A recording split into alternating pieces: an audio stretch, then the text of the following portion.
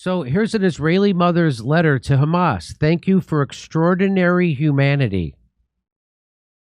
This is real. This is real. Danielle Aloni and her daughter Amelia, 5, were held hostage by Hamas for 49 days in besieged Gaza. On November 24th, the Israeli mother and daughter were released as part of a temporary ceasefire deal between Hamas and Israel and reunited with their relatives. Before they left Gaza, Danielle Aloni wrote a thank you letter to Hamas saying, I thank you from the bottom of my heart for your extraordinary humanity shown towards my daughter, Amelia. Qassam Brigades, which is the armed wing of Hamas, shared the letter on its official Telegram account on November 27th. The letter was originally written in Hebrew and accompanied by an Arabic translation, along with a photograph of the Israeli mother and her daughter. In her handwritten letter in Hebrew, Danielle said, she, Amelia, acknowledges feelings like all of you are her friends. Not just friends, but truly beloved and good. And there it is. And here's the letter. Aloni acknowledged the good care given to the hostages in Gaza and wrote, thank you for the many hours you spent as caregivers. She further stated her daughter has not only bonded with Hamas, but also felt like a queen. Children should not be in captivity, but thanks to you and other kind people we met along the way, my daughter felt like a queen in Gaza.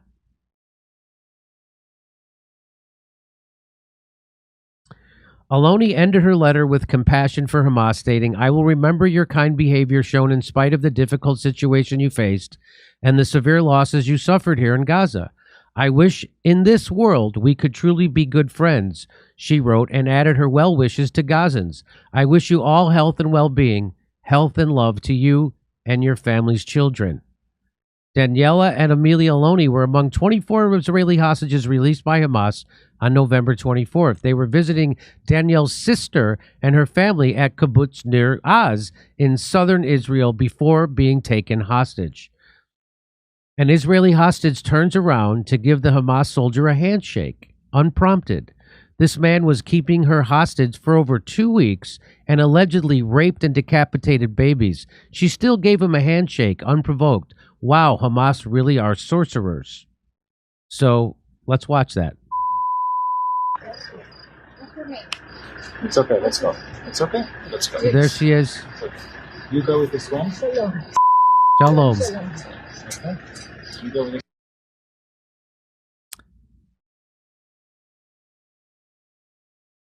Every hostage gave a handshake or waved to Hamas with a friendly smile when released. Why does the Israeli government forbid these people to talk to the press?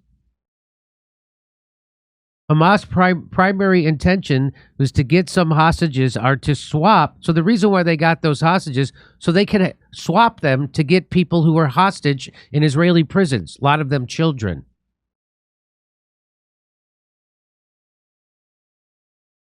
Here's the wave. See the wave? Everybody's waving. How does the Israeli army treat the Palestinians?